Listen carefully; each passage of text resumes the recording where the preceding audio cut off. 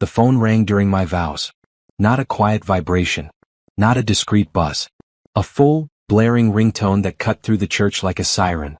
200 guests fell silent. The pastor's mouth hung open mid-sentence. My hands, wrapped around a bouquet of white roses, started shaking. Brandon reached into his pocket. "Don't," I whispered. My voice barely made it past my lips. The cathedral ceiling seemed to press down on me.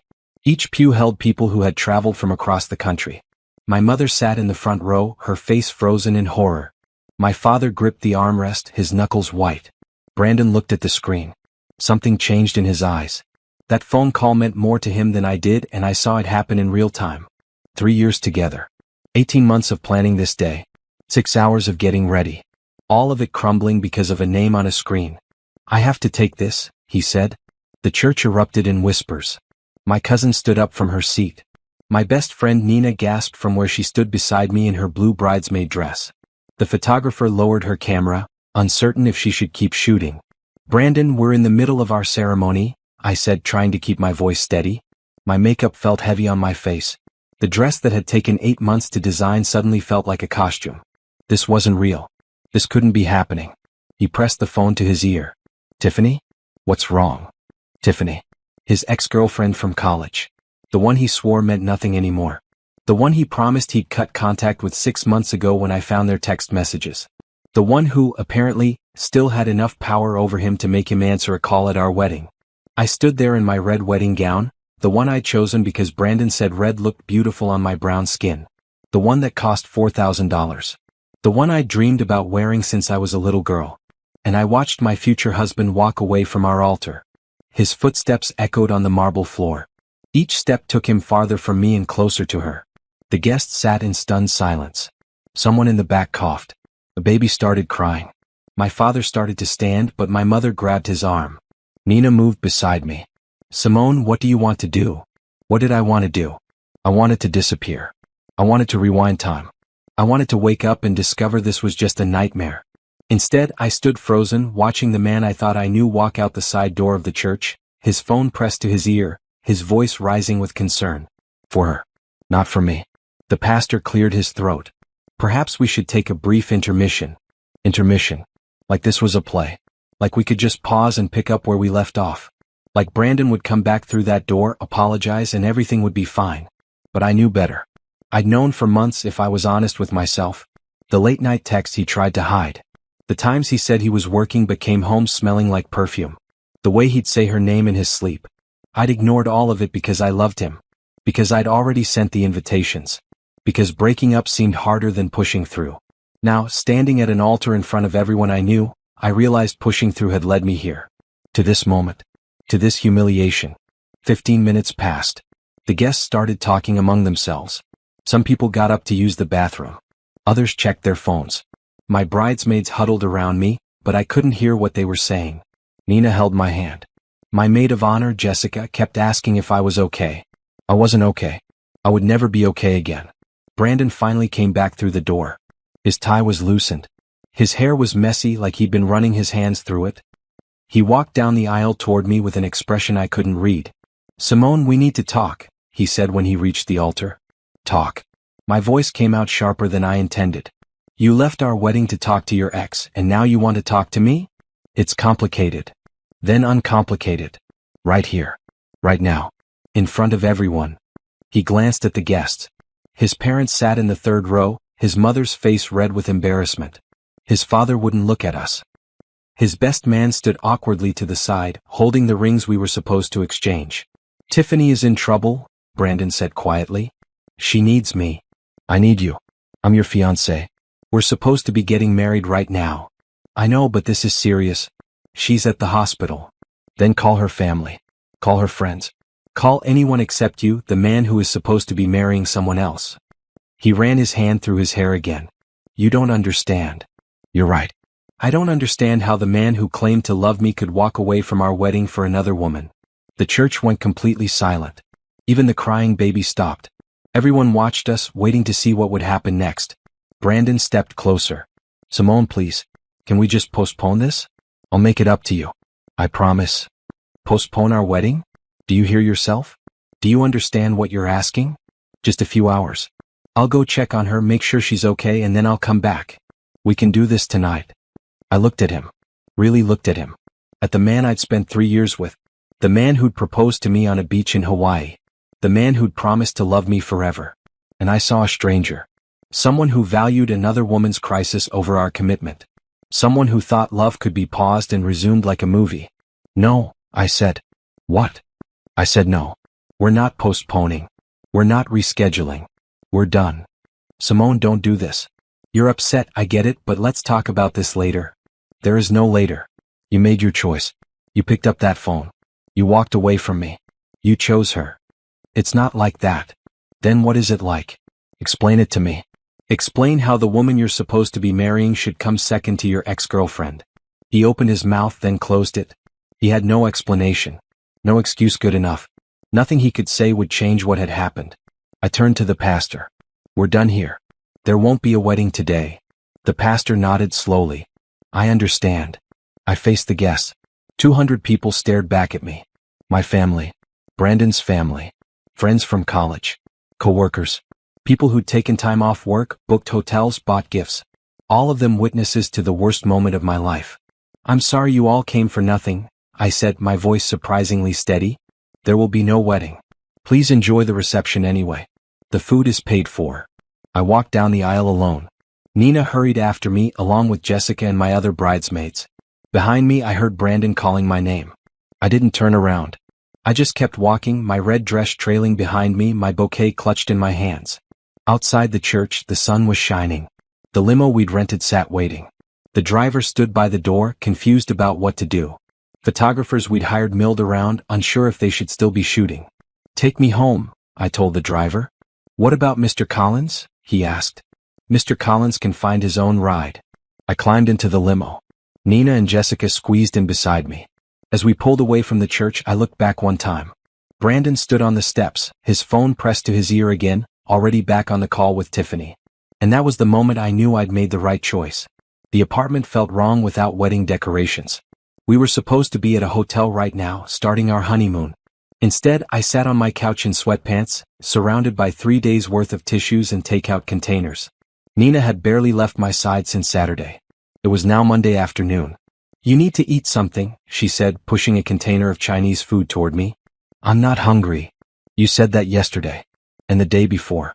Simone, you have to eat. I picked up a spring roll just to make her stop talking. It tasted like cardboard, but I forced myself to swallow. My phone sat on the coffee table, screen down. I turned off notifications after the 100th message came through. Everyone wanted to know what happened. Everyone had an opinion. Everyone felt sorry for me. I didn't want their pity. I wanted to disappear. Brandon's been calling, Nina said carefully. He's left 17 voicemails. Delete them. Don't you want to know what he has to say? He said everything he needed to say when he walked out of our wedding. Nina settled back against the couch. She'd taken off work to stay with me. Her boss hadn't been happy, but Nina didn't care. That was the kind of friend she was. The kind who showed up when everything fell apart. His mother called me, she said after a moment. I looked at her. What did she want? To apologize. She's mortified. Apparently, she and Brandon's father had a huge fight with him after you left. His dad told him he's a disgrace to the family. Good. She wants to know if you'll talk to her. What? So she can make excuses for her son? Tell me he didn't mean it? That I should give him another chance? I don't think so. She sounded genuinely upset. She kept saying she raised him better than this. I pulled my knees to my chest. The engagement ring still sat on my finger. I hadn't been able to take it off yet. Every time I tried, I remembered how happy I'd been when he proposed. How certain I'd been that we'd last forever. I can't talk to anyone right now, I said. I just need time. Take all the time you need. I'll handle the calls. And the wedding gifts. The wedding gifts. I'd forgotten about those. Boxes and boxes of them sitting in my parents' garage. Kitchen appliances. Bedding. Picture frames. All meant for a marriage that would never happen. We have to send them back, I said. I know. I'll help you with that too. My phone buzzed. Nina picked it up, looked at the screen and frowned. What? I asked. It's from a number I don't recognize. The message says, please call me. We need to talk. This is Tiffany. My stomach dropped. Tiffany. The woman who had destroyed my wedding. The woman Brandon had chosen over me. Block her, I said. Are you sure? Maybe she wants to apologize. I don't care what she wants. Block her number. Block Brandon's number. Block everyone associated with this disaster. Nina's fingers moved across the screen. Done. I stood up, suddenly needing to move. The apartment felt too small. Everything reminded me of Brandon. The photos on the wall. The spare toothbrush in the bathroom. The box of his clothes in the closet that he'd never bothered to pick up. I need to get rid of his stuff, I said. Now. Right now. I can't have his things here anymore. We spent the next hour gathering everything that belonged to him. Clothes, books, toiletries. That stupid coffee mug he loved. The watch I'd given him last Christmas. All of it went into garbage bags. Nina didn't ask questions. She just helped me pack. When we finished, I had 3 large bags sitting by the door. What do you want to do with them? Nina asked. Leave them in the hallway. If he wants his stuff, he can come get it. But I won't be here when he does. I sent Brandon one text. The first and last communication I'd have with him. Your belongings are outside my apartment door. Pick them up by tomorrow or I'm donating everything. I didn't wait for a response. I blocked his number immediately after sending it. The next morning, I forced myself to get out of bed before noon. I showered. I put on actual clothes instead of pajamas. I even attempted to fix my hair, though I gave up halfway through and pulled it into a ponytail. Nina had gone home to shower and change, promising to come back later. I appreciated the alone time. I needed to figure out what came next. I couldn't hide in my apartment forever, no matter how much I wanted to. My laptop sat on the kitchen counter. I opened it and stared at my email inbox. 200 unread messages. Most of them were probably about the wedding. I couldn't deal with that yet. Instead, I opened a new document and started writing. Not a journal entry. Not a letter to Brandon. A plan. Step 1. Return all wedding gifts. Step 2. Cancel the honeymoon. Step 3. Focus on work. Step 4. Move on with my life. It looked simple written down. 4 steps to recovery. 4 steps to becoming myself again. But I knew it would be harder than that. Heartbreak didn't follow neat bullet points. Pain didn't care about plans. My phone rang. Nina's name appeared on the screen. Hey, I answered. I'm outside your building. Brandon's here. He's taking his stuff. My heart started pounding. Is he alone? Yeah. He looks terrible if that makes you feel better. It didn't. I didn't want Brandon to look terrible. I didn't want to think about him at all. But I also couldn't help asking, did he say anything? He asked if you were home. I told him no. He asked when you'd be back. I told him that was none of his business. Then he just grabbed the bags and left. I exhaled slowly. Thank you. Do you want me to come up? No. I think I need to be alone for a while. Just to think.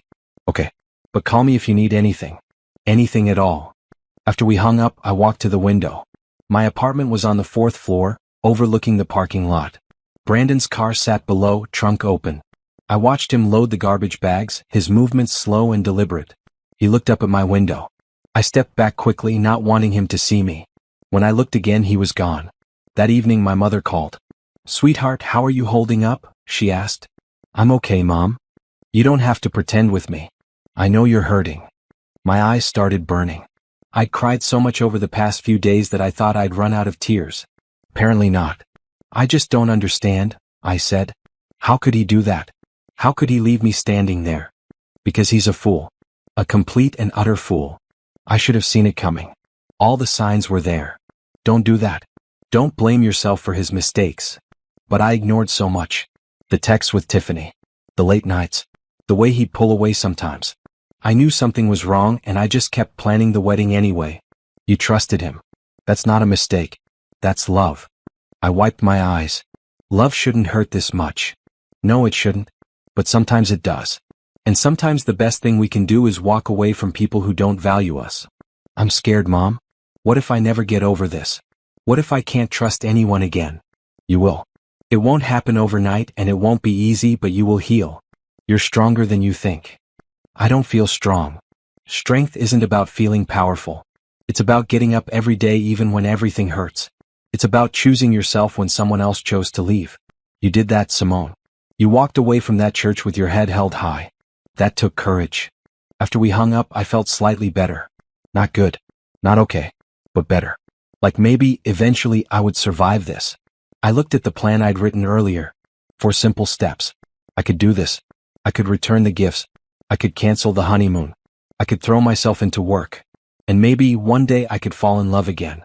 With someone who wouldn't leave me at the altar. With someone who would choose me every single time.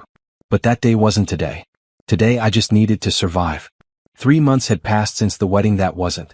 Summer had turned to fall. The leaves outside my apartment window had changed from green to gold and red. I'd thrown myself into work with an intensity that surprised even me. My event planning business, which I'd started 2 years ago, had always been more of a side project. Something I did on weekends and evenings while working a full-time job at a marketing firm. After the wedding disaster, I'd quit that job and dedicated myself completely to building my company. It turned out that heartbreak made excellent fuel for ambition. "Simone, you have a consultation call in 10 minutes, Nina called from the other room.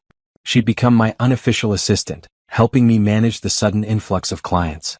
Word had spread about what happened at my wedding. At first, I'd hated the attention. But then something unexpected occurred. Other women started reaching out. Women who'd been through similar situations. Women who wanted to hire someone they could trust, someone who understood how important their special day was. My business had tripled in 3 months. I checked my appearance in the mirror. Green blazer, hair pulled back professionally, makeup subtle but polished. I looked like someone who had it together. Most days I even felt that way. The video call connected. A middle-aged woman appeared on screen, smiling warmly. "Hello, I'm Simone Brooks with SB Events. Thank you for scheduling this consultation. Thank you for making time. I'm Patricia Henderson. My company is looking for someone to plan our annual charity gala. It's a large event, about 300 guests." My heart rate picked up. This was exactly the kind of client I'd been hoping for. Corporate events paid well and led to referrals. "I'd love to hear more about what you're envisioning," I said. We talked for 40 minutes. Patricia described the event in detail. The venue they'd used in the past. The budget. The timeline. Everything pointed to this being a significant opportunity. "Your portfolio is impressive," Patricia said. "But I have to be honest. Our CEO is very particular about who we work with. He'll want to meet you in person before we move forward." "Of course. I'd be happy to meet with him." "Wonderful. Are you available Thursday afternoon? Say 2 o'clock? Let me check." I pulled up my calendar, knowing it was mostly empty but wanting to appear busy. "Yes, Thursday at 2 works perfectly." "Great. Come to Stone Industries headquarters downtown. Ask for Gabriel Stone." Gabriel Stone.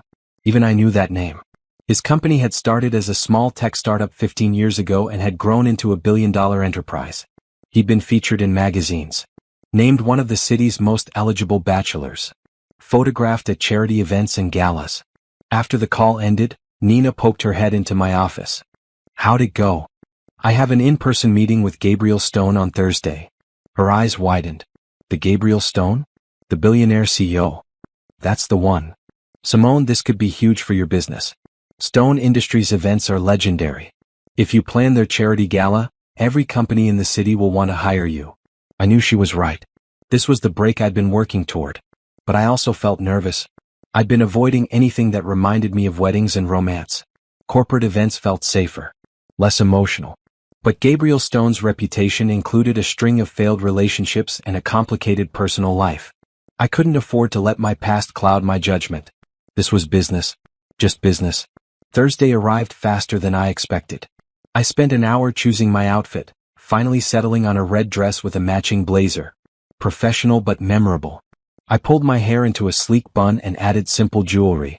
Stone Industries occupied the top 15 floors of a glass skyscraper downtown. The lobby alone screamed wealth. Marble floors.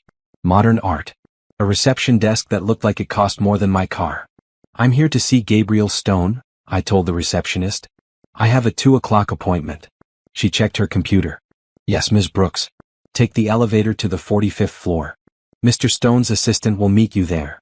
The elevator ride felt like it took forever. I rehearsed my pitch in my head. Be confident. Be professional. Don't think about Brandon. Don't think about weddings.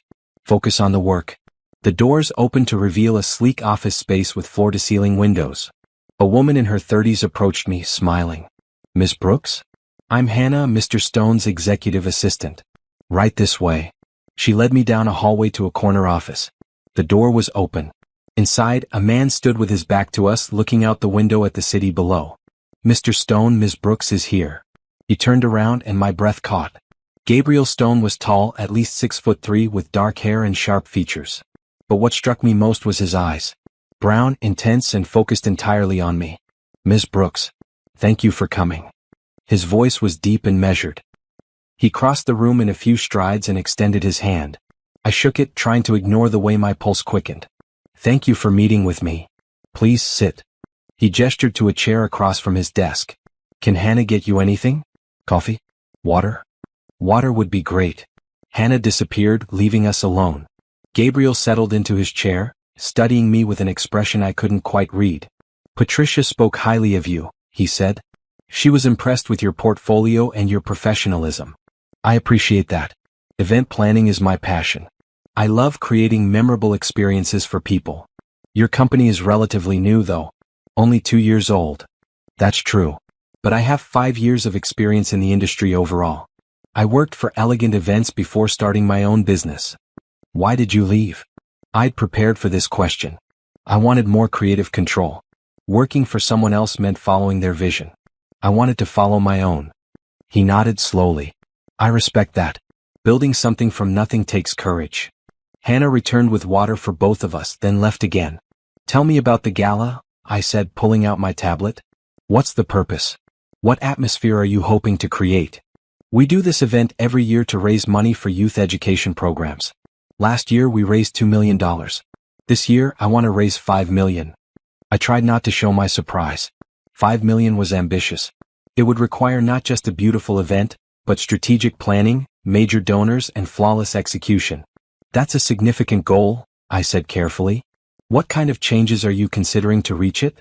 "That's why I'm looking for a new planner. Our previous company was competent but uninspired. They created nice events. I don't want nice. I want extraordinary." "What does extraordinary look like to you?" He leaned back in his chair. "Something people will talk about for months. Something that makes them want to donate more than they planned. Something that reminds them why this cause matters." I started taking notes. "Have you considered a theme? Something that ties the education mission directly to the event experience." "Like what?" "Well, education is about opening doors to new possibilities. What if we created an immersive experience that takes guests on a journey? Each room or area represents a different stage of learning, from childhood curiosity to adult achievement." His eyebrows lifted slightly. "Keep going." I warmed to the topic, ideas flowing. The entrance could represent wonder and discovery.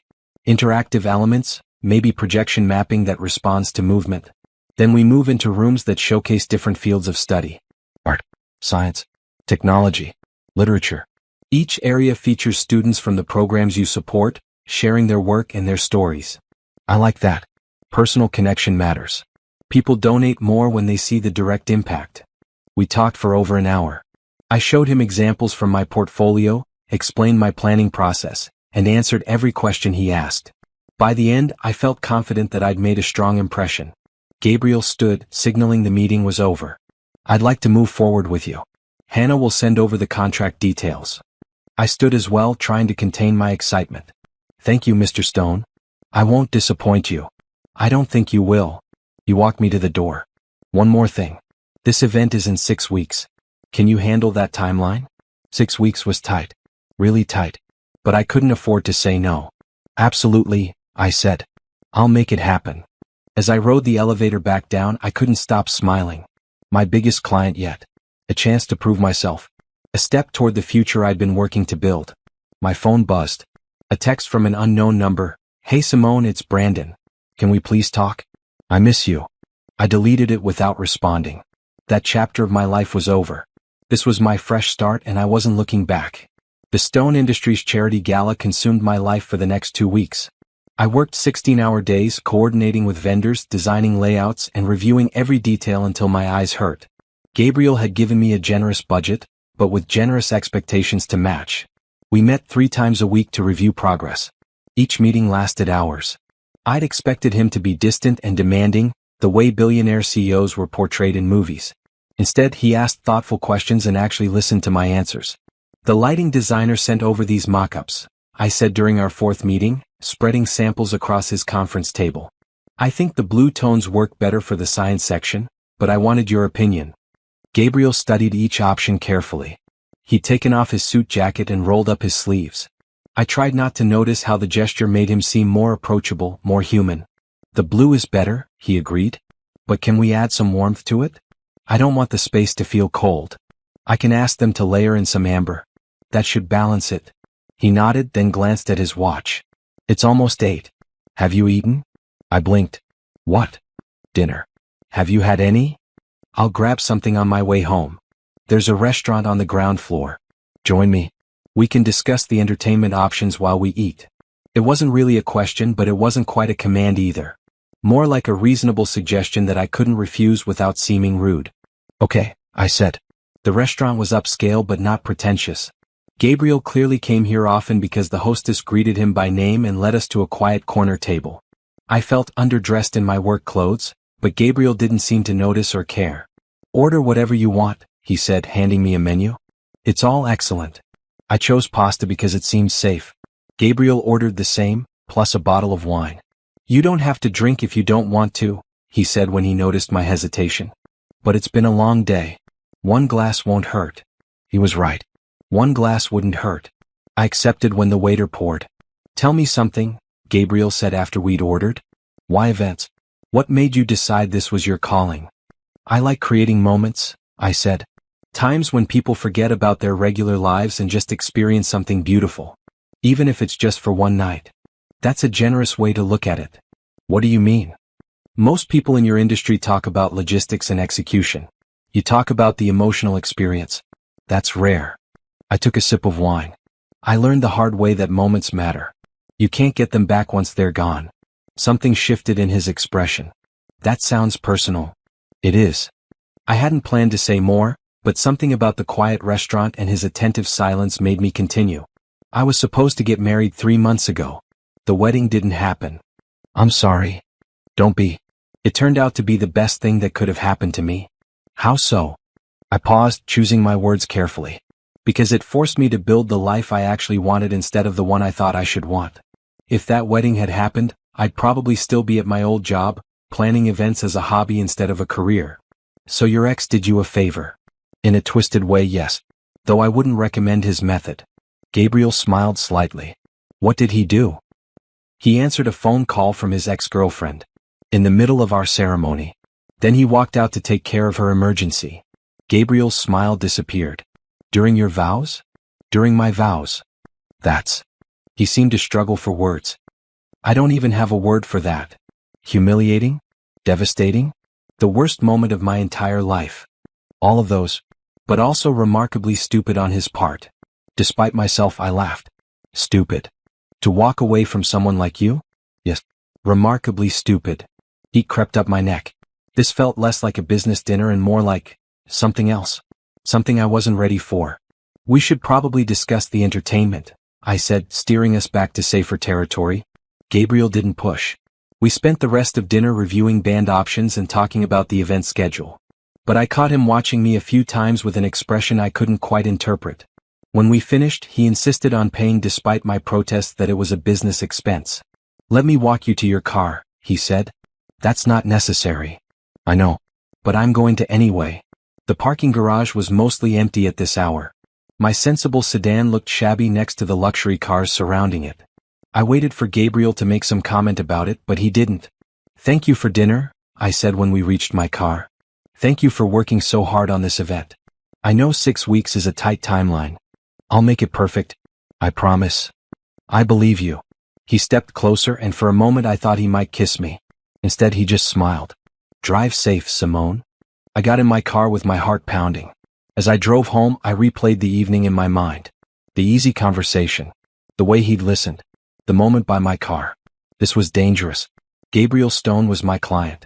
A billionaire who lived in a completely different world than mine. Getting involved with him would be complicated and probably disastrous. But I couldn't deny the flutter in my stomach when he said my name. Or the way his attention made me feel seen in a way I hadn't felt in months. Over the next week, our working relationship developed a rhythm. Morning meetings to review overnight developments. Afternoon site visits to the venue. Evening check-ins about vendor confirmations. We spent more time together than I spent with anyone except Nina. And slowly I learned things about Gabriel that surprised me. He called his mother every Sunday. He hated mushrooms. He'd learned to play piano as a child but gave it up in college. He ran marathons for stress relief. Why education? I asked during one of our venue walkthroughs.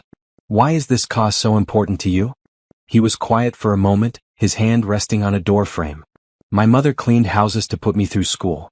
She worked 3 jobs so I could go to college. Education changed my life.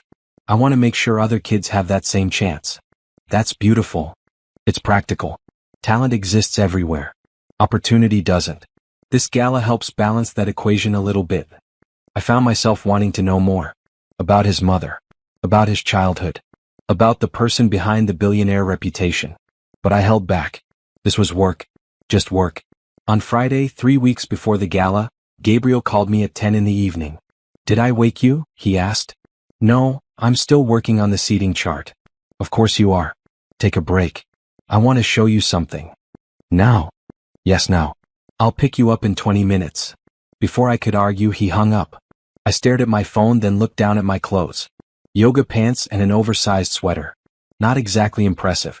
I changed quickly into jeans and a blue sweater, fixed my hair and added some lip gloss. By the time Gabriel's car pulled up outside my apartment, I looked presentable if not polished. He drove an expensive black car that probably cost more than my apartment. I climbed in, feeling out of place. Where are we going? I asked. You'll see. He drove us to the venue where we'd be holding the gala. At night, empty, it looked different. The lights were off except for emergency exits. Our footsteps echoed on the floors. Why are we here? I asked. Gabriel pulled out his phone and pressed a few buttons. Suddenly the space lit up. Not with regular lights, but with the projection mapping we'd planned. Images danced across the walls. Stars, books, mathematical equations, musical notes. All of it flowing together in a beautiful display. The company finished the programming today, Gabriel said. I wanted you to see it. I turned in a slow circle, taking it all in. We discussed this effect in theory, reviewed mock-ups and samples. But seeing it in person was completely different. It was magical. It's perfect, I whispered. You're perfect. I turned to look at him. He stood a few feet away, his face half lit by the projections, his expression serious. Gabriel? I know this is complicated. I know you're working for me. I know you're recovering from something painful. But I can't stop thinking about you, Simone. Every meeting. Every phone call. Every time you walk into a room. My heart hammered against my ribs. This isn't a good idea. Probably not. But that doesn't make it less true. I'm not ready for this. I'm not ready for anything. I know. I'm not asking you to be ready. I'm just being honest about how I feel. The projections continued to dance around us. Stars became books, became musical notes, became stars again. Beautiful and endless and overwhelming. Can we just finish the gala first? I asked. Can we keep this professional until the event is over? Yes. If that's what you need. It is. He nodded, and I saw disappointment flicker across his face. But he didn't push. He just drove me home in comfortable silence and walked me to my door. Thank you for showing me the projections, I said. They're really beautiful. So are you. Before I could respond, he leaned down and pressed a soft kiss to my cheek. Then he walked away, leaving me standing in my doorway with my hand pressed to where his lips had been. I was in so much trouble. The gala was 2 weeks away and everything was falling into place. The venue was set. The vendors were confirmed. The entertainment was locked in.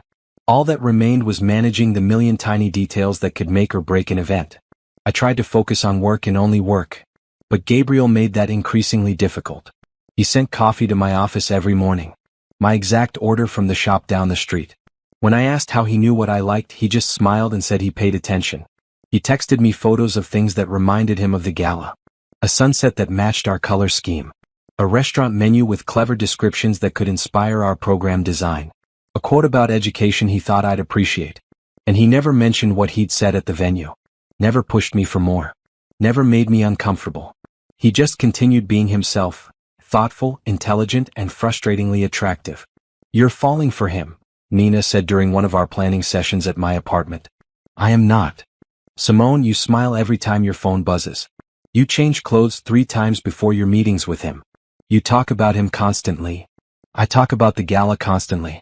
He's part of that. Keep telling yourself that. She grinned. But for what it's worth, I think you should go for it. He's clearly into you. You're clearly into him. Life's too short to avoid happiness because you're scared. I'm not scared. Yes, you are. Brandon hurt you. That's understandable. But Gabriel isn't Brandon. She was right, though I didn't want to admit it. Gabriel was nothing like Brandon. Where Brandon had been self-centered and unreliable, Gabriel was consistent and considerate. Where Brandon had made me feel like an afterthought, Gabriel made me feel valued. But that didn't mean getting involved was smart. He was a billionaire CEO. I was an event planner building a small business. Our worlds were completely different. What would happen when the novelty wore off and he realized I didn't fit into his life? My phone rang. Gabriel's name appeared on the screen. "See," Nina said. "You're already smiling." I threw a pillow at her before answering. Hey yourself. Are you busy right now?" "Just going over final numbers with Nina." "Why?" "I need your opinion on something. Can you come by my office?" I checked the time. It was almost 7 in the evening. "Now? If you're available. It won't take long." "Okay. I'll be there in 30 minutes. After hanging up, I found Nina watching me with a knowing expression. "Don't say it," I warned. "I didn't say anything." "You're thinking it." "You're right. I'm thinking you should wear the red sweater. It makes your eyes pop." I ended up wearing the red sweater. And putting on mascara. And double-checking my hair in the car mirror before going inside. Gabriel's office building was quiet at this hour. Most employees had gone home. The receptionist recognized me now and waved me through without asking for ID. Hannah was still at her desk when I arrived on the 45th floor. "He's expecting you," she said. "Go right in." I knocked lightly on Gabriel's door before entering.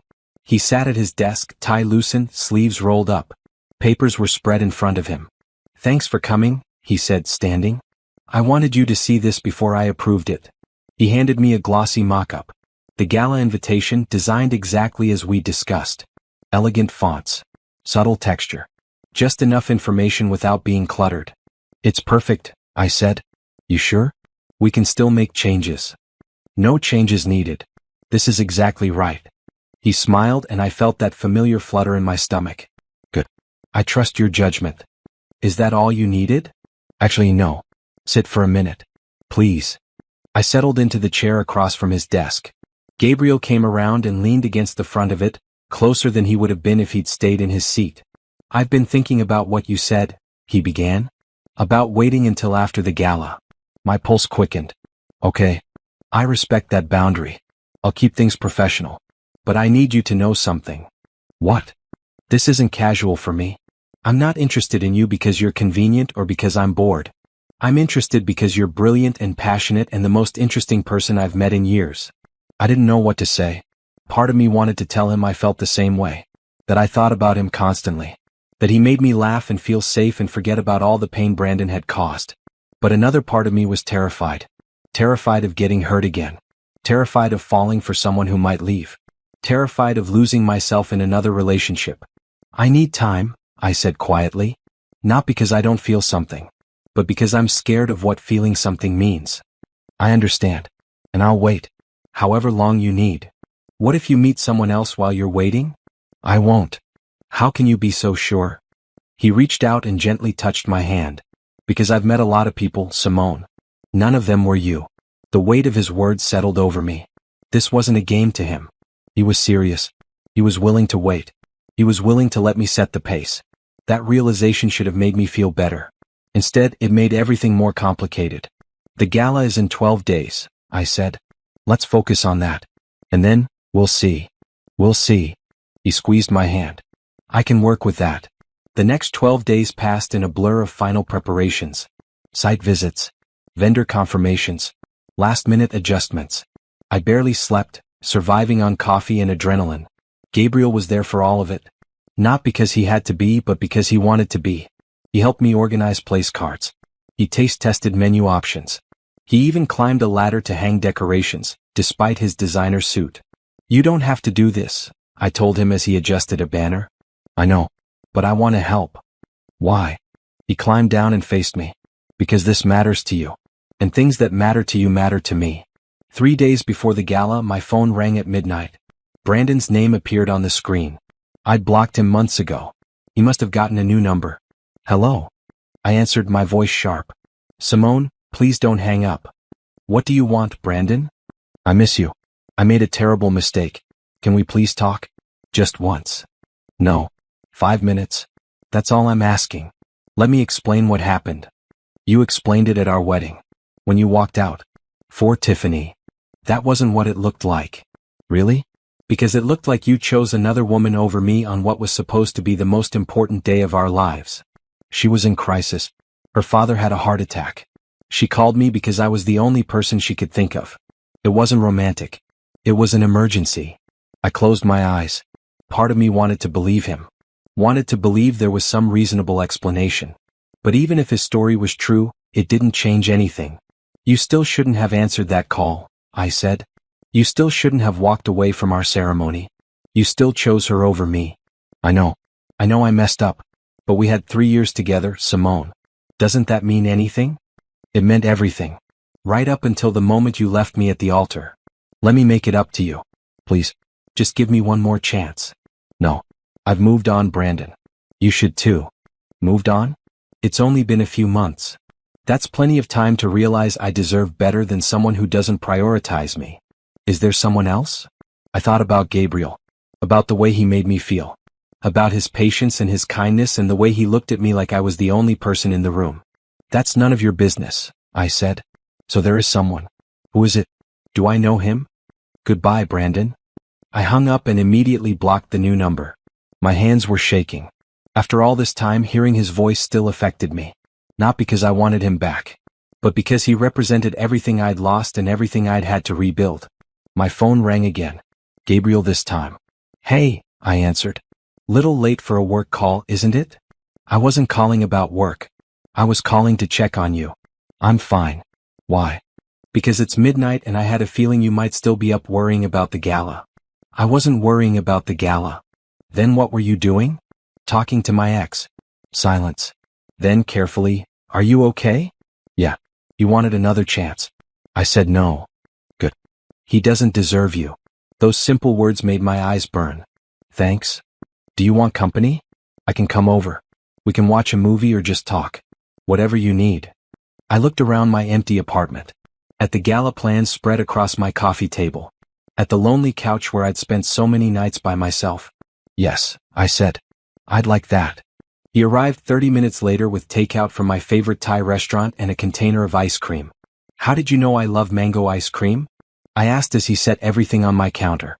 Nina might have mentioned it. We ate on my couch, watching a comedy neither of us paid much attention to. Gabriel kept making me laugh with comments about the movie, and gradually the tension from Brandon's call faded. Thank you for this, I said when the movie ended. Anytime. I mean it. You didn't have to come over. You didn't have to bring food. You didn't have to make me feel better. But you did. Simone. He turned to face me. I'm going to keep showing up for you. Keep making you feel valued. Keep being someone you can count on. Until you believe that not everyone will leave. And then, because I couldn't help myself, I kissed him. The kiss lasted only a few seconds before I pulled back, reality crashing over me. I'm sorry, I said, moving away. I shouldn't have done that. Gabriel touched his lips, his eyes still dark with surprise and something else I couldn't quite name. Don't apologize. But the gala is in 3 days. You're my client. This is unprofessional. Simone. He reached for my hand. I don't care about professional right now. Do you want this? Do you want me? Did I want him? The question should have been complicated. But sitting there on my couch, looking into his eyes, the answer felt simple. Yes, I whispered. I want this. But I'm scared. I know. I'm scared too. You? Scared of what? Of messing this up. Of moving too fast. Of pushing you away by wanting too much too soon. His honesty made my chest ache. What do? We take it slow. We see where this goes. And we don't put any pressure on ourselves to figure it all out right now. I nodded. Okay. Slow sounds good. He stood, pulling me up with him. I should go. You need sleep before tomorrow's final venue check. You don't have to leave. I know. But I'm going to anyway. Because slow means giving you space to be sure about this. He kissed my forehead, soft and gentle. Then he left, and I stood in my empty apartment feeling more confused than ever. But it was a good kind of confused. The kind that came with possibility instead of dread. The next morning I woke to a text from Gabriel. Good morning. Still thinking about last night? I smiled and typed back, me too. Nina arrived at 10 to help with final preparations. She took one look at my face and grinned. Something happened. Nothing happened. Simone. I've known you for 8 years. I can tell when something happened. Spill. I told her about Brandon's call. About Gabriel coming over. About the kiss. Finally, she said when I finished, I thought you two were going to dance around each other forever. It's complicated. Love is always complicated. That doesn't make it wrong. I didn't say anything about love. You didn't have to.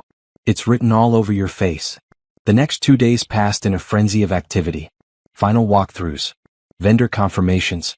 Emergency problem solving when the florist called to say half our order had been damaged in transit. Gabriel handled that crisis personally, charming the florist into a same-day replacement at no extra cost. You didn't have to do that, I said after he hung up. I told you. Things that matter to you matter to me. The night before the gala, I couldn't sleep. I kept running through checklists in my mind. Seating arrangements.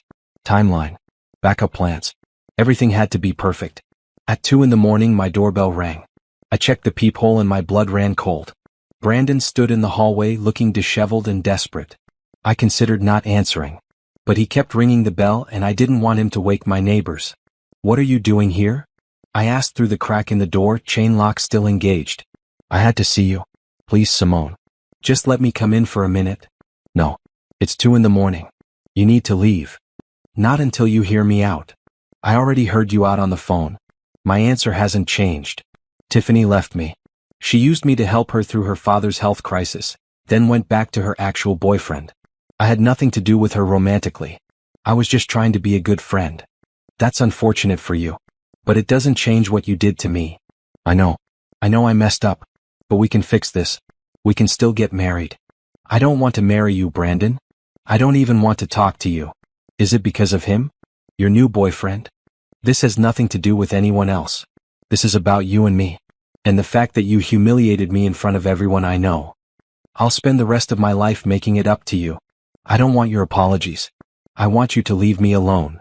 Simone, please. No. Go home, Brandon. Move on with your life. Find someone else. Because I'm done. I started to close the door, but he pushed against it. The chain held, but the force startled me. You can't just throw away 3 years, he said, his voice rising. You threw them away. At our wedding. Now let go of my door before I call the police. He finally backed off. I slammed the door shut and locked it, my hands shaking. Then I grabbed my phone and did something I should have done the moment he showed up. I called Gabriel. Simone? What's wrong? Brandon was just at my apartment. He wouldn't leave. I finally got him to go, but My voice cracked. I'm scared he'll come back. I'm on my way. Don't open the door for anyone except me. He arrived 15 minutes later. I'd been watching through the peephole and relief flooded through me when I saw him. Are you okay? He asked the moment I opened the door. I am now. He pulled me into his arms and I finally let myself fall apart. All the stress of the past few months, all the fear from tonight, all the emotions I'd been holding back came pouring out. He pushed against my door, I said between sobs. He wouldn't leave. He kept saying we should still get married. He's not going to bother you again. I promise. How can you promise that? Because I'm going to make sure of it. His jaw was tight, his eyes hard. No one gets to scare you. No one gets to show up at your home at 2 a.m. and make demands. What are you going to do? Whatever it takes to keep you safe. Legal action if necessary. But more importantly, I'm going to be here. For you. Whenever you need me. I looked up at him. The gala is tomorrow. You should be sleeping. And you should be sleeping too. Instead, you're dealing with an ex who can't take no for an answer. So I'm staying. You don't have to. I want to. Unless you want me to leave. No. Please stay. He settled on my couch and I curled up beside him. He wrapped his arms around me, and I felt safe for the first time since Brandon had rung my doorbell. Gabriel? Yeah. Thank you. For everything. You don't have to thank me for caring about you. I fell asleep in his arms, and for once, I didn't have nightmares about weddings and phone calls and public humiliation. I just felt warm and protected and, for the first time in months, genuinely happy. The next morning, gala day, I woke to find Gabriel making coffee in my kitchen. You know where everything is? I observed. I'm a quick learner. He handed me a mug. How are you feeling? Nervous. Not about last night. About today. The gala will be perfect. You've planned everything down to the last detail. What if something goes wrong? Then we'll handle it. Together. That word, together, settled something in my chest. I wasn't alone anymore. I had Gabriel. And that made everything feel possible. We spent the morning at the venue, overseeing setup. The space transformed before my eyes. Everything I'd imagined came to life. The projection mapping, the floral arrangements, the lighting design. It was perfect. By 6 o'clock, guests started arriving. I stood near the entrance in a stunning blue dress Gabriel had sent to my apartment that morning with a note. You're going to be brilliant tonight. Wear this and believe it. The gala exceeded every expectation. Guests moved through the space in wonder. The interactive elements captivated everyone. The speeches moved people to tears. And when the donation totals were announced at the end of the night, we'd raised $6.2 million. Gabriel found me after the last guests left. You did it. We did it. No, this was all you. Your vision. Your planning. Your brilliance. I was about to respond when I noticed someone standing in the doorway. Brandon, dressed in a suit, staring at us. I'm calling security, I said immediately. Wait. Gabriel stepped forward. Let me handle this. He walked over to Brandon and I followed despite wanting to run in the opposite direction.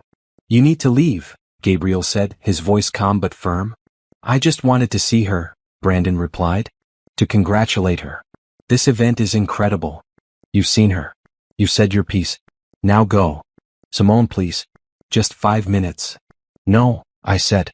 You showed up at my apartment at 2 in the morning. You scared me. You need to stop. I love you. You don't love me. You love the idea of me. The version of me that made you feel good about yourself. But you never actually saw me. You never prioritized me. And I'm done trying to make you understand that.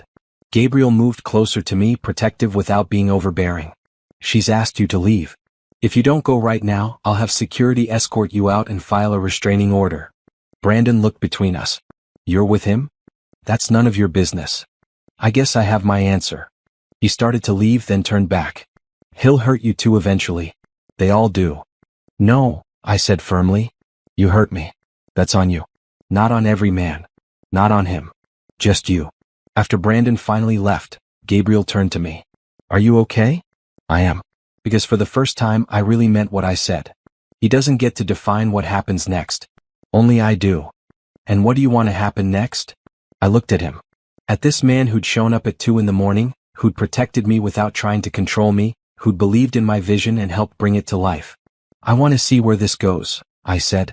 With you. He smiled and pulled me close. That's all I needed to hear. The week after the gala felt like coming up for air after being underwater. I'd been so focused on making the event perfect that I'd barely had time to process anything else. Now, with the gala behind me and Gabriel clearly part of my life, I had to figure out what that meant. We started officially dating. Nothing rushed. No pressure. Just dinners and walks and long conversations that stretched into the early morning hours. Tell me about your family, Gabriel said one evening over Thai food at my apartment. There's not much to tell. My parents have been married for 35 years. They live in Ohio. I have one brother who's a teacher in Chicago. Do they know about me? My mom knows I'm seeing someone. I haven't told her it's you specifically. Why not? I pushed rice around my plate. Because telling her makes it real. And if it's real, then I can get hurt again. Gabriel set down his fork. Simone, look at me. I met his eyes. I'm not going to hurt you. I'm not Brandon. I'm not going to walk away when things get hard or choose someone else over you. But I can't prove that with words. I can only prove it with time. I know. And I want to trust you. I just need to learn how to do that again. Then teach me how to help you. Tell me what you need. That question caught me off guard. Brandon had never asked what I needed. He just assumed he knew, or worse, expected me to adapt to whatever he wanted. I need consistency, I said slowly. I need to know that when you say something, you mean it. I need actions that match words. Done. What else? I need space to process things. When I get overwhelmed, I shut down. That doesn't mean I'm pulling away.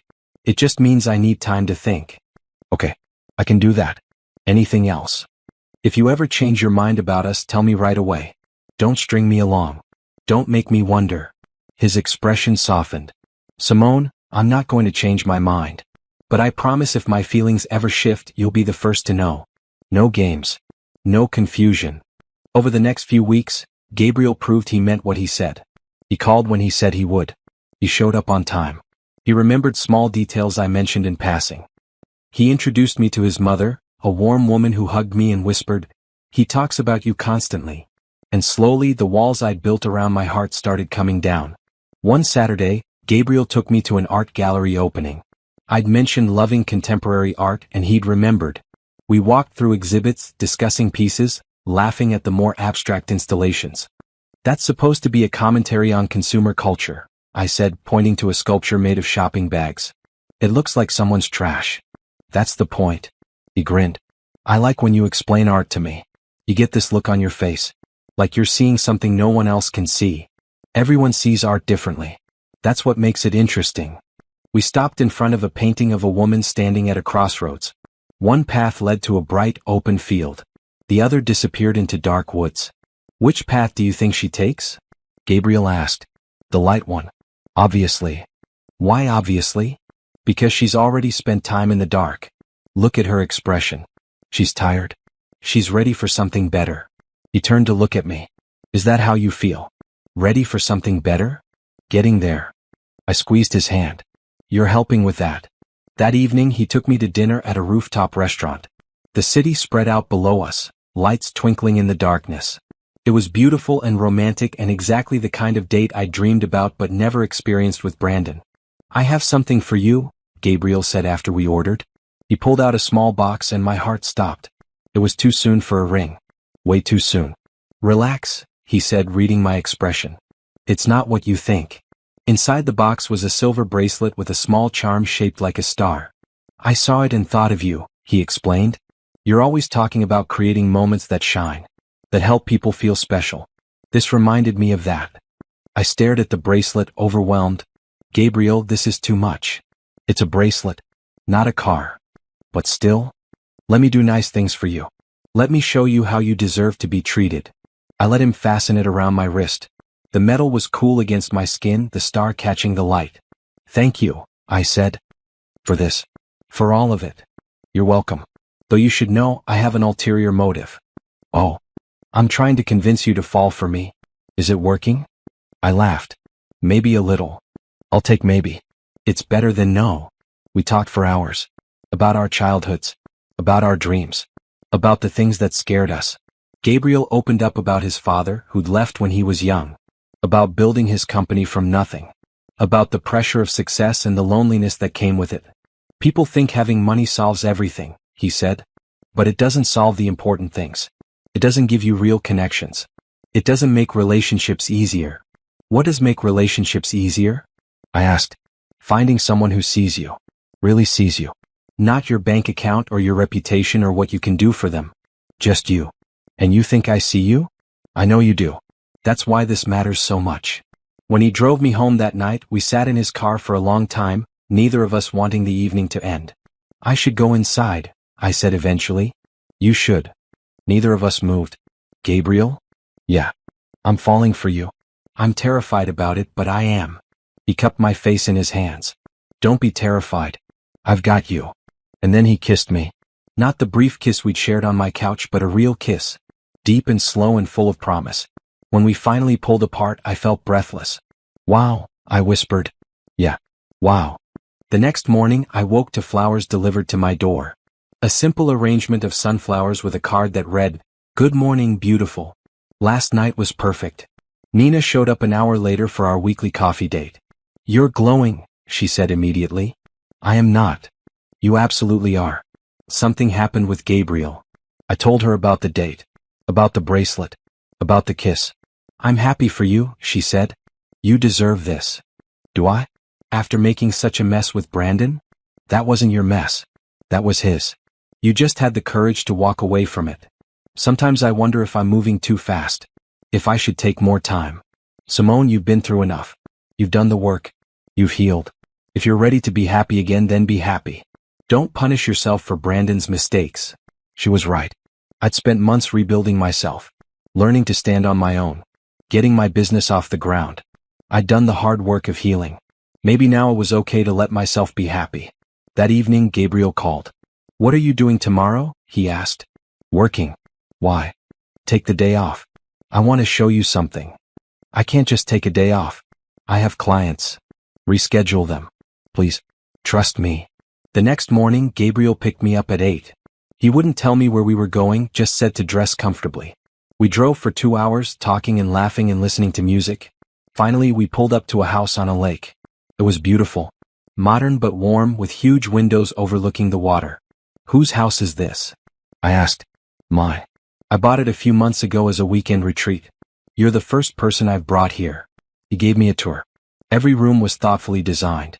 The kitchen overlooked the water. The living room had a fireplace. The bedroom had a balcony. "It's perfect," I said. "I'm glad you think so. I was hoping you'd like it." "Why?" "Because I want to share this with you.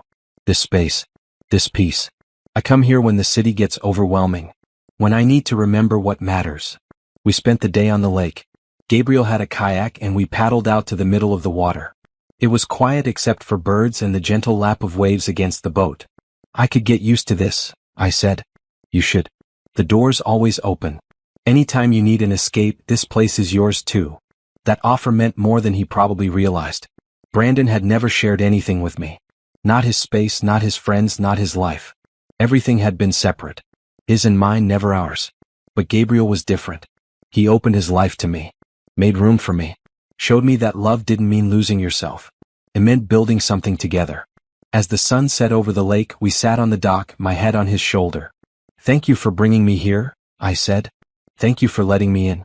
I know it wasn't easy after everything you went through. It's getting easier. Being with you feels right. Natural. Like this is where I'm supposed to be." He kissed the top of my head. "You are. You absolutely are." The next few weeks felt like a dream. Gabriel and I fell into an easy rhythm. Dinners during the week. Weekends at the lake house. Long phone calls when we couldn't see each other. My business continued to grow, with 3 major clients signing contracts after hearing about the Stone Industries Gala. Everything was perfect. Until it wasn't. Brandon started leaving messages again. Not on my phone, which I'd blocked, but with my clients. With vendors I worked with Nina. "He called the office today," she told me over lunch. "Asked if you were seeing someone seriously." I hung up on him. I don't understand why he won't let this go. Because he's realizing what he lost. And instead of accepting it and moving on, he's trying to force you to come back. The messages escalated. Brandon started showing up at my business meetings. Not inside but in the parking lots. Waiting by my car. Never threatening but always there. Always watching. "This is getting scary," Nina said after the 3rd incident. "You need to tell Gabriel." "I don't want to worry him." "Simone, this is serious. Brandon is stalking you." She was right. I knew she was right. But admitting it meant acknowledging that Brandon had become someone I didn't recognize. Someone potentially dangerous. I told Gabriel that evening over dinner. "He's been following you?" His voice was tight. Controlled but barely. "Not exactly following. Just showing up where I am." "That's following. How long has this been happening?" "About 2 weeks." 2 weeks? "Simone, why didn't you tell me sooner?"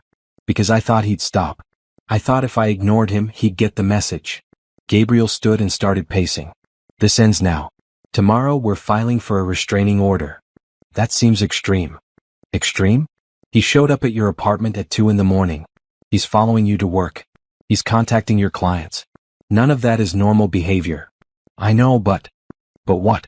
You don't want to make him angry? You don't want to escalate things?" "Simone, he's already escalated things. We need to protect you." I'd never seen Gabriel like this. Angry and scared and protective all at once. It should have bothered me, but instead it felt reassuring. He wasn't trying to control me. He was trying to keep me safe. "Okay," I said. "We'll file tomorrow." He stopped pacing and pulled me into his arms. "I can't lose you. Not to him. Not to anyone. You won't. I promise." The next day, Gabriel's lawyer helped us file for a restraining order. We had documentation. Photos of Brandon at my work locations. Screenshots of messages he'd left with my contacts. Testimony from Nina about his behavior. The judge granted a temporary restraining order, with a hearing scheduled for 2 weeks later. "This should keep him away," the lawyer said. "If he violates it, he'll be arrested." I thought that would be the end of it. That Brandon would finally understand it was over and leave me alone. I was wrong. 3 days later, Tiffany called. I didn't recognize the number, so I answered. Simone? This is Tiffany. Please don't hang up. I almost did. But curiosity kept me on the line. What do you want? I need to talk to you about Brandon. He's not well.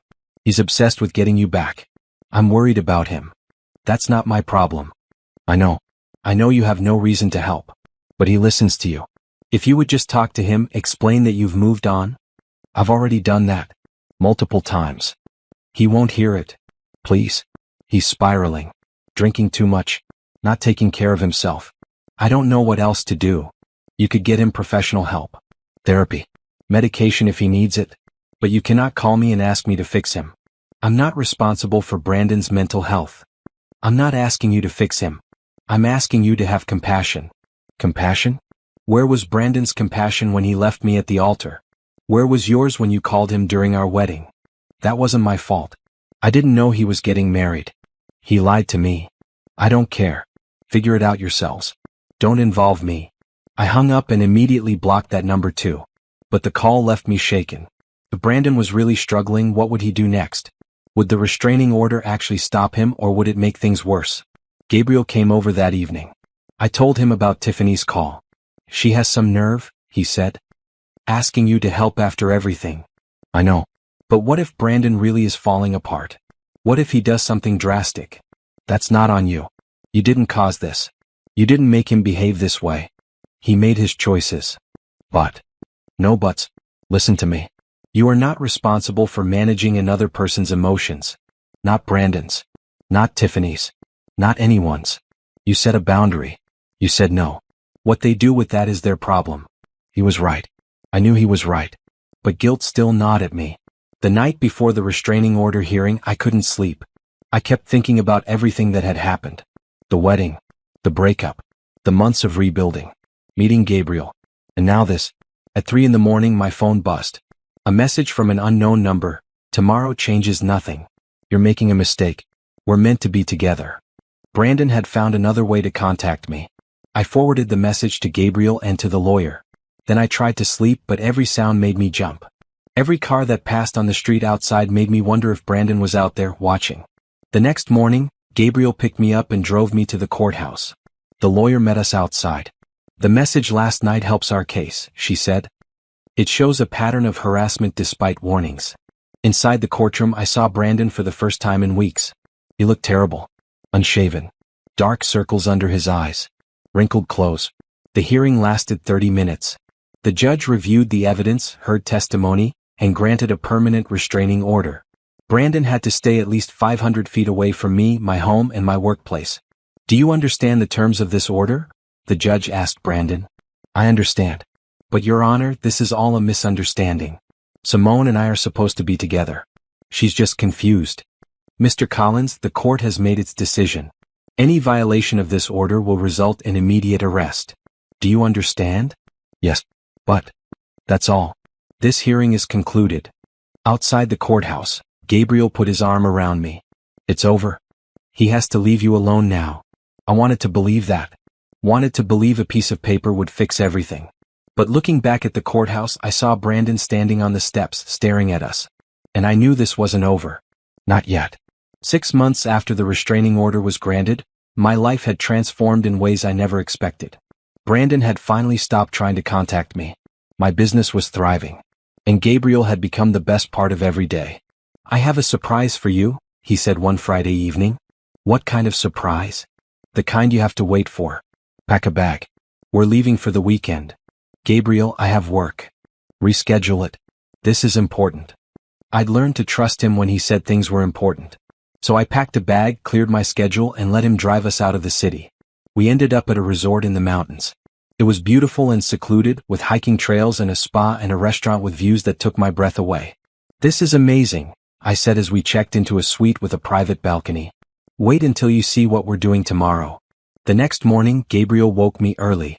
We had breakfast, then he led me to a trail. We're hiking? I asked. Just to a special spot. Trust me. We walked for an hour, talking and laughing. The trail wound through trees, gradually climbing. Finally, we reached a clearing with a view of the entire valley below. Gabriel, this is incredible. I know. I've been here before. It's my favorite place in the world. And I wanted to share it with you. We sat on a flat rock looking out at the mountains. The morning sun painted everything in shades of gold and pink. It was perfect. Simone, Gabriel said after a few minutes, there's something I need to say. Okay. He took my hand. 6 months ago you walked into my office to pitch an event. I liked your ideas. I liked your passion. But what I didn't expect was to like you. To fall for you. To realize that you were exactly what had been missing from my life. My heart started racing. You've changed everything for me, he continued. The way I think about the future. The way I approach each day. You make me want to be better. To do better. To build a life that's about more than just business success. Gabriel? Let me finish. I know we've only been together for 6 months. I know that's not long in the grand scheme of things. But I also know with absolute certainty that I want to spend the rest of my life with you. He reached into his pocket and pulled out a small box. My breath caught. Simone Brooks, will you marry me? Inside the box was the most beautiful ring I'd ever seen. Simple but elegant. Exactly my style. Tears started streaming down my face. 6 months ago, I'd sworn off marriage. Sworn off trusting men. Sworn off believing in happy endings. And now here I was, being proposed to by someone who made me believe in all of it again. Yes, I whispered. Yes, I'll marry you. He slipped the ring on my finger and pulled me into a kiss. Below us, the valley spread out in endless beauty. Above us, the sky stretched wide and clear. And in that moment, everything felt possible. I love you, he said when we finally pulled apart. I love you too. So much. We stayed on that mountain for hours talking about the future. About wedding plans. About the life we'd build together. Gabriel wanted something small and intimate. I agreed. Neither of us needed a big spectacle. We just needed each other. When we got back to the city, I called my parents. Mom, I have news. What kind of news? I'm engaged. Silence. Then, to the billionaire CEO? I laughed. Yes. To Gabriel. Oh, sweetheart. I'm so happy for you. When do we get to meet him? Soon. We're planning a small wedding. Just family and close friends. Whatever you want. As long as you're happy, that's all that matters. After we hung up, I stared at the ring on my finger. A year ago, I'd been standing at an altar watching my future crumble. Now, I had a different future ahead. One built on trust and respect and genuine love. Nina screamed when I told her the news. I knew it. I knew he was going to propose. How did he do it? I described the mountain, the view, the perfect moment. That's so romantic. I'm so happy for you. You deserve this. I know. I actually believe that now. I deserve someone who shows up. Someone who chooses me every single day. Yes, you do. And Gabriel is that person. We started planning immediately. Gabriel wanted to get married within 3 months. I agreed, though planning a wedding that quickly would be challenging even with my professional experience. Let's do it at the lake house, Gabriel suggested. Small ceremony on the dock. Reception on the lawn. Just the people we love most. That sounds perfect. We set a date for early spring. March 15th. 3 months away but doable. I threw myself into planning. This time the process felt different. Lighter. More joyful. Because I wasn't planning alone. Gabriel was involved in every decision. He cared about the flowers, the music, the menu. He wanted our wedding to reflect both of us.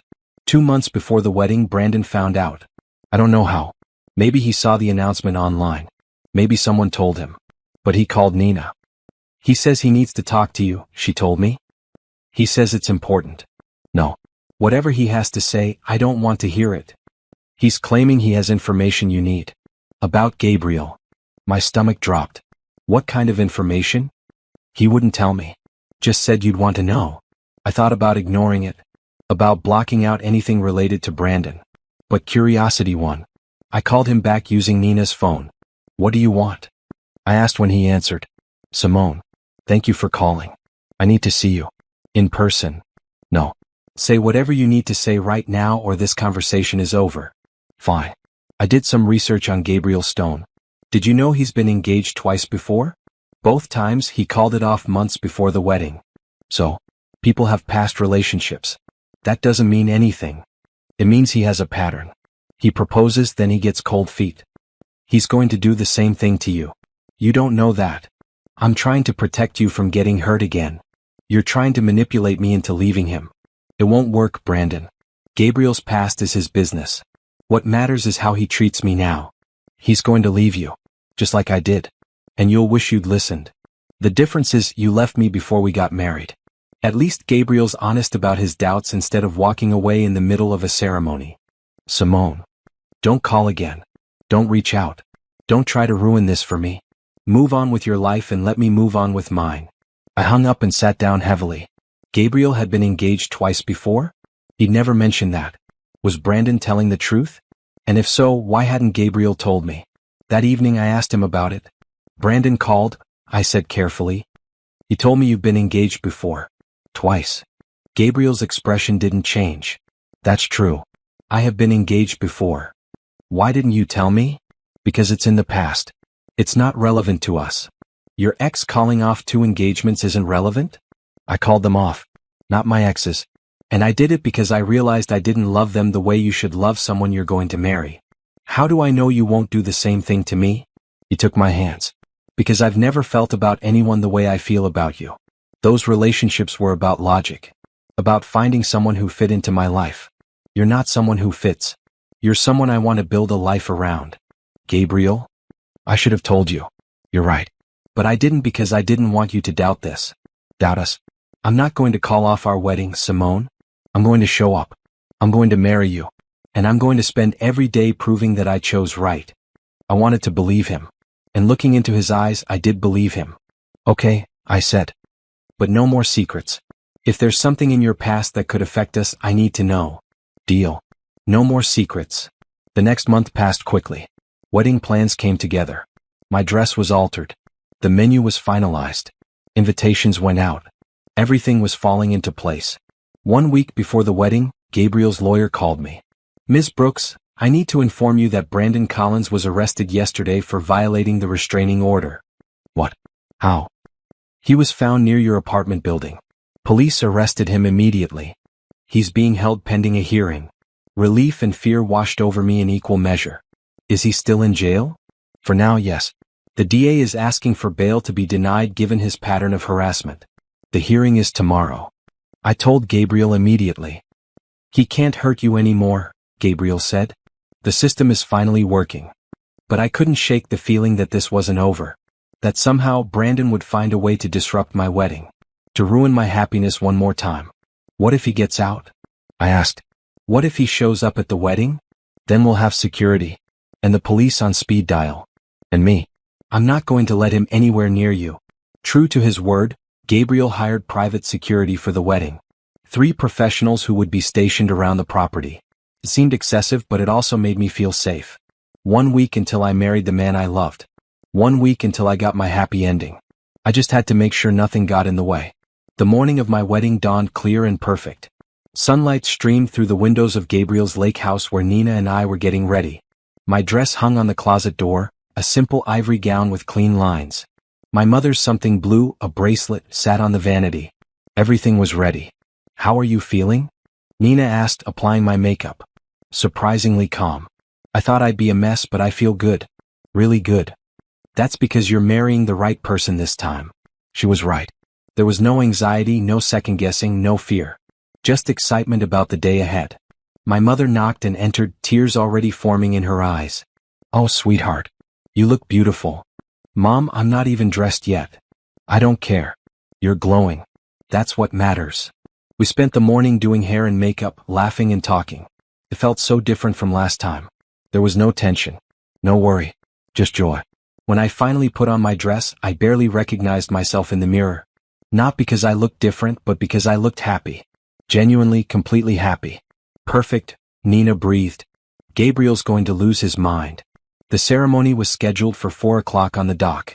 50 people. Just family and close friends. Gabriel's mother. My parents and brother. Nina and Gabriel's best friend Thomas. The people who mattered most. As 4 o'clock approached, I stood at the edge of the house looking down at the dock. White chairs lined either side of a simple aisle. Flowers in shades of blue and green decorated the space. Gabriel stood at the end talking with the officiant. Ready? My father asked, offering his arm. So ready. We walked down the small hill to the dock. Guests stood as I appeared. But I only saw Gabriel. He turned and his expression made my breath catch. Wonder and love and certainty all mixed together. The ceremony was short and meaningful. We'd written our own vows. "Simone," Gabriel said when it was his turn, "a year ago I didn't know you existed. Today I can't imagine my life without you. You've shown me what real partnership looks like. What it means to be seen and valued and loved for exactly who you are. I promise to show up for you every day. To choose you in every moment. To build a life with you that's full of laughter and adventure and all the beautiful moments you're so good at creating." Tears streamed down my face as I spoke my vows. "Gabriel, when we met, I was broken. Not because something was wrong with me, but because someone had treated me like I was disposable. You showed me I was wrong. That I deserve respect and consistency in real love. You've never made me doubt your commitment. You've never made me question my worth. You've just loved me fully and completely. And I promise to do the same for you. Every single day." The officiant pronounced us married. Gabriel kissed me as our guests cheered. And just like that, I was someone's wife. But this time it felt right. The reception on the lawn was perfect. Tables decorated simply but elegantly. String lights overhead.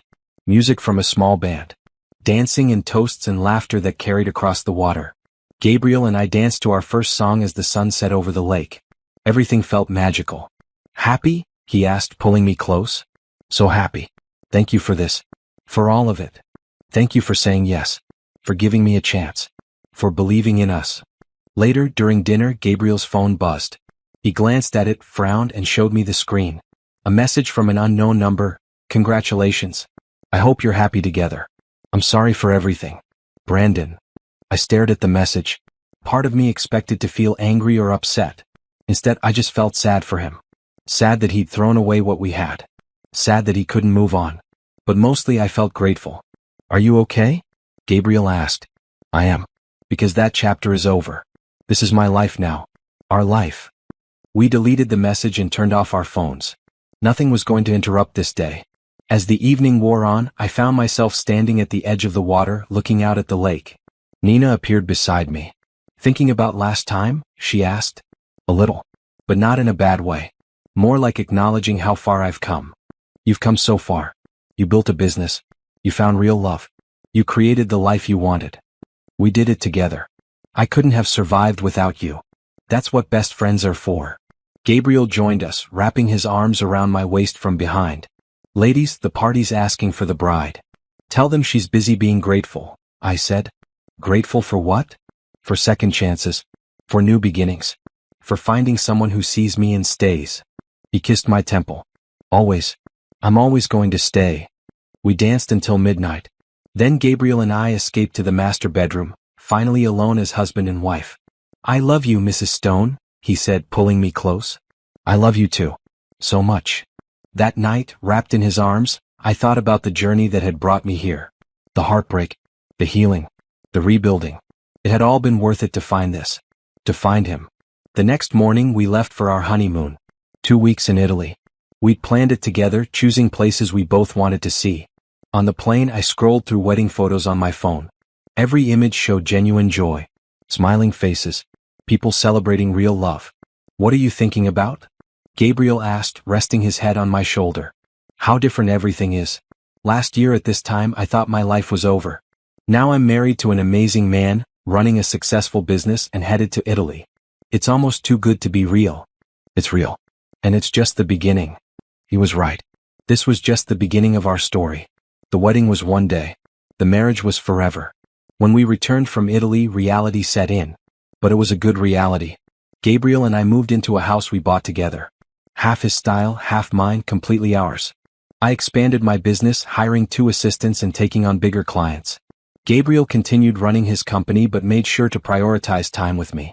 We fell into routines. Sunday morning pancakes. Weekly date nights. Trips to the lake house on long weekends. Simple moments that built a life. One evening, 6 months after our wedding, we sat on our back porch watching the sunset. "I heard Brandon moved to another state," I said casually. "How do you know?" Nina ran into Tiffany at a coffee shop. "Apparently they're not together. He got a job somewhere in Colorado and left without telling anyone. Are you okay with that?" "I think so. Feels like closure. Like he's finally moved on." "Good. He should have done that a year ago." I leaned against Gabriel's shoulder. "Do you ever regret it? Marrying me so quickly?" "Never. Not for 1 second. Do you?" "No. This was the best decision I ever made. Second best, he corrected. Second best. The best decision you made was walking away from that church. Everything else followed from that. He was right. Walking away had been the hardest thing I'd ever done. But it had led me here. To this porch. To this man. To this life I'd built. I'm glad I left, I said. I'm glad I chose myself. I'm glad you did too. Because it brought you to me. We sat in comfortable silence, watching the sky turn from gold to pink to purple. And I realized something important. Happy endings weren't about perfect moments or fairy tale romances. They were about choosing people who chose you back. About building something real and lasting and true. I'd found my happy ending. Not in spite of the heartbreak, but because of it. Because I'd learned what I deserved. And I'd refused to settle for less. This was my story. My life. My happiness. And I was just getting started.